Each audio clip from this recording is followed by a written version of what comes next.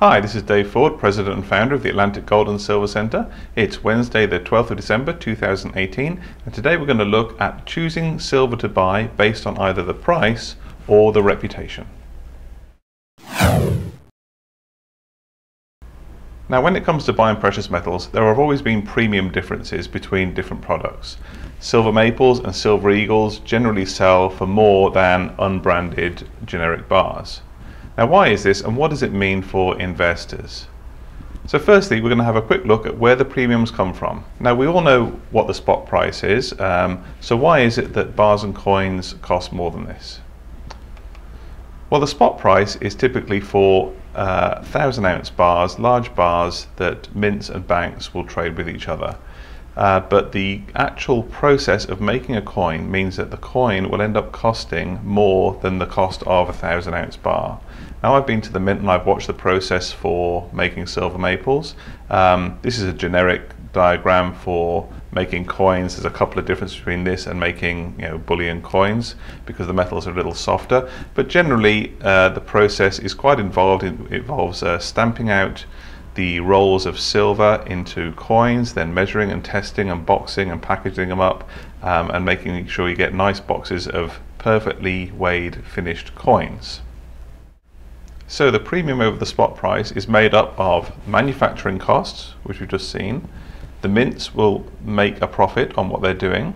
There are distribution costs for shipping the products around the country and around the world, and then dealers like us will take a small commission as well.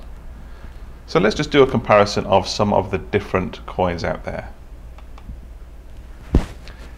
This chart is the premium versus reputation for common 1-ounce silver coins. Now along the bottom I've got increasing premium. That's a very objective measure. You can see exactly what the dollar value is of 2 different ounces of silver side by side, so you can see the premium difference. And I've put increasing reputation up the side. Now that's very subjective, and that's where the whole argument comes in. What I think is a well-reputable coin might not be the same as another person. So this is purely my spin on this. Okay, at the top we have the American Silver Eagle, arguably the most well-recognized 1-ounce silver coin in the world due to its amount of circulation. And in Canada, these are slightly more expensive than silver maples, so they end up being quite high on the increasing premium side. Silver maples are probably actually the most well recognized in Canada, but on a worldwide basis they fall slightly behind the Silver Eagles, and in Canada the premiums are slightly less than Silver Eagles. So we're coming down in premium and down in worldwide reputation, if you like. However, that doesn't mean that Canadian maples are bad. In Canada their reputation is probably higher than that of Silver Eagles. Next on the list we have the Sunshine Minting products. They do a wide range of different products, including the 1-ounce bars, but I've just put the 1-ounce bar here on here. The premium is more competitive than silver maples. The reputation is actually pretty good. They're very well known through lots of dealers, but people who are slightly less familiar with investing in silver may prefer a silver maple over a Sunshine Minting product. Then a little bit further down we have Republic Metals. These are incredibly cheap bars. They're probably not so well known, so that's why I've put them at a slightly lower reputation. And also I've put down here Northwest Territorial Mint products like Pan American Silver and other bars that they produce. And just for completeness, I've popped on here the Perth Mint products. Now the Perth Mint products have some of the highest premiums.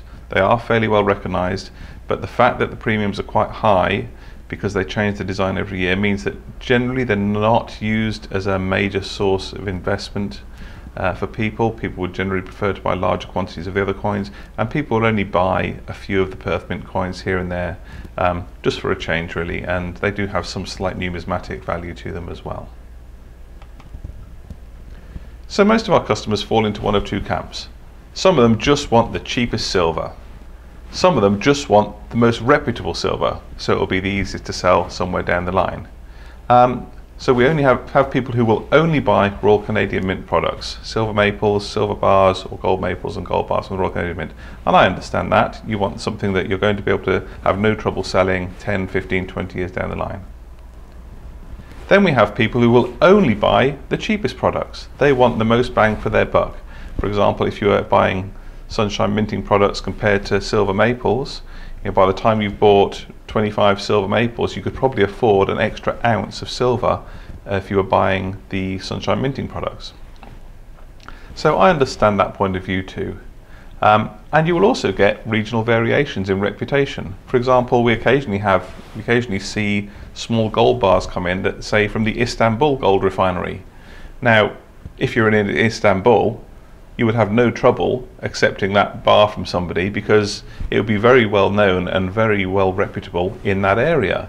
Now, bring it across the Atlantic to the other side of the world, and the reputation isn't nearly as good as, say, a bar from the Royal Canadian Mint. And the same would be true if you took one of the Royal Canadian Mint bars over to Istanbul. People there would probably prefer the locally produced, well-reputable Istanbul gold refinery to something coming from the other side of the world. So you get regional variations in reputation. Now, another way to get a better reputation silver product at a lower cost is just to go for bigger bars. Now, for example, the Royal Canadian Mint 10-ounce silver bar only came out a few years ago. When we started dealing in gold and silver in 2010, these weren't available. The Royal Canadian Mint only did 1-ounce silver maples and then the 100-ounce bars in the silver.